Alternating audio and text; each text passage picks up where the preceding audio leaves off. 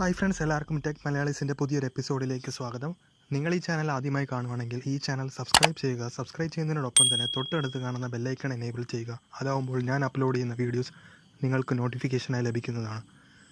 അപ്പോൾ നമ്മൾ ഇന്നിവിടെ ഡിസ്കസ് ചെയ്യാൻ പോകുന്നതെന്ന് പറഞ്ഞു കഴിഞ്ഞാൽ Huawei Mate 20 Proയും അതേപോലെ തന്നെ Huawei P30 Proയും തമ്മിലുള്ള കമ്പാരിസനാണ്. അപ്പോൾ ആദ്യം തന്നെ നമുക്ക് അതിൻ്റെ പ്രൈസ് കമ്പയർ ചെയ്യാം.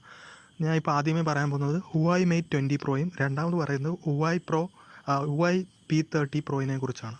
അപ്പോൾ ആദ്യമേ രണ്ടിൻ്റെ പ്രൈസ് നോക്കാം. അപ്പോൾ Huawei Mate 20 Proയുടെ പ്രൈസ് എന്ന് പറഞ്ഞാൽ 69,990 രൂപയാണ്. ഇനി Huawei P30 Proയുടെ പ്രൈസ് എന്ന് പറഞ്ഞാൽ 71,990 രൂപയാണ്.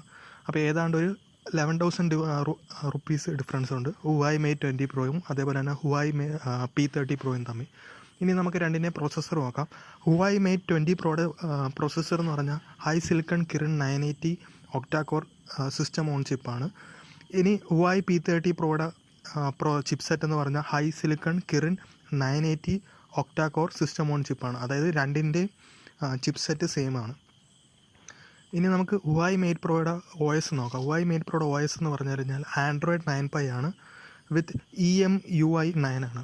അതേപോലെ തന്നെ Huawei P30 Proയുടെ OS എന്ന് പറഞ്ഞാലും Android 9 Pie തന്നെയാണ്. അപ്പോൾ OSും രണ്ട് ഫോണിന് സെയിം ആണ്. ഇനി നമുക്ക് ഡിസ്പ്ലേ നോക്കാം. ഡിസ്പ്ലേയുടെ കാര്യത്തിലാണെങ്കിൽ Huawei Mate 20 Proയുടെ ഡിസ്പ്ലേ എന്ന് പറഞ്ഞു കഴിഞ്ഞാൽ 6.3 ഇഞ്ചാണ് വരുന്നത്, 2K+. അതിൻ്റെ ഡിസ്പ്ലേ റേഷ്യോ വരുന്നത് 19.5:9 ആണ്. എന്നാൽ Huawei P30 Proയുടെ ഡിസ്പ്ലേ വരുന്നതെന്ന് പറഞ്ഞാൽ 6.4 ഇഞ്ചാണ്. അതേപോലെ തന്നെ ഫുൾ HD+ ആണ്. അപ്പോൾ ഡിസ്പ്ലേയുടെ ഫീച്ചേഴ്സ് കമ്പയർ ചെയ്യുമ്പം സൈസ് കൂടുതലുള്ളത് Huawei P30 Proയ്ക്കാണ്. അതേപോലെ തന്നെ ഫുൾ HD+ ഡിസ്പ്ലേ ആണുള്ളത്.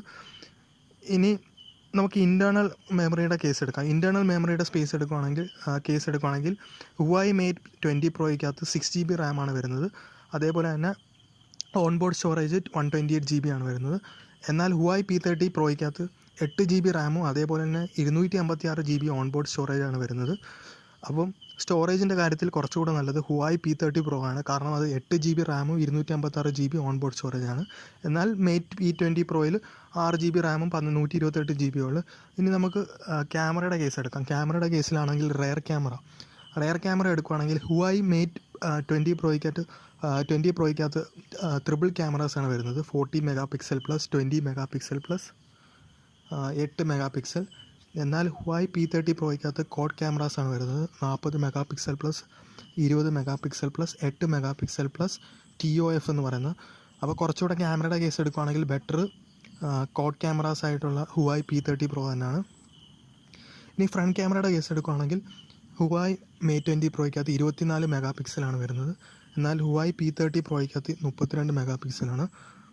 അപ്പോൾ ഫ്രണ്ട് ക്യാമറയുടെ കുറച്ചുകൂടെ നല്ലത് Huawei P30 Pro തന്നെയാണ്. ഇനി ബാറ്ററിയുടെ കേസ് എടുക്കുകയാണെങ്കിൽ Huawei Mate 20 Pro 4200 mAh ആണ്. അതേപോലെ തന്നെ Huawei P30 Pro 4200 mAh ആണ്. അപ്പോൾ രണ്ടിൻ്റെ ബാറ്ററി mAh സെയിം ആണ്. അപ്പോൾ നമുക്ക്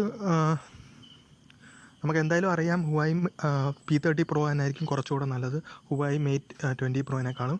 അപ്പോൾ ഞാൻ ഈ രണ്ടുപേരുടെയും പ്രൈസ് ഡിസ്ക്രിപ്ഷനിൽ കൊടുക്കുന്നതാണ്. അതായത് വാങ്ങിക്കാനായിട്ടുള്ള ലിങ്ക് ഞാൻ ഡിസ്ക്രിപ്ഷനിൽ കൊടുക്കുന്നതാണ്. അപ്പോൾ നിങ്ങൾക്ക് ആർക്കെങ്കിലും ഈ ഫോൺ വാങ്ങിക്കാൻ താല്പര്യമുണ്ടെങ്കിൽ നിങ്ങൾക്ക് നേരെ ഡിസ്ക്രിപ്ഷനിൽ നിന്ന് ലിങ്ക് വഴി വാങ്ങാവുന്നതാണ്. പിന്നെ നിങ്ങൾക്ക് ഈ വീഡിയോ ഇഷ്ടപ്പെട്ടെങ്കിൽ എല്ലാവരും ലൈക്ക് ചെയ്യുക, ഇഷ്ടപ്പെട്ടില്ലെങ്കിൽ ഡിസ്ലൈക്ക് ചെയ്യുക, പിന്നെ ഈ ചാനൽ സബ്സ്ക്രൈബ് ചെയ്യുക. അപ്പം ഒന്നും കൂടെ ഞാൻ മെയിനായിട്ടുള്ള ഇവർ തമ്മിലുള്ള ഡിഫറൻസ് പറയാം. മെയിനായിട്ട് ഒരു 10,000 രൂപയുടെ ഡിഫറൻസ് ഉള്ളൂ ഇവർ രണ്ടുപേരും തമ്മിൽ. പിന്നെ വരുന്ന ഡിഫറൻസ് എന്ന് പറഞ്ഞാൽ ക്യാമറയുടെ കേസാണ്. കോഡ് ക്യാമറാസാണ് Huawei P30 വരുന്നത്.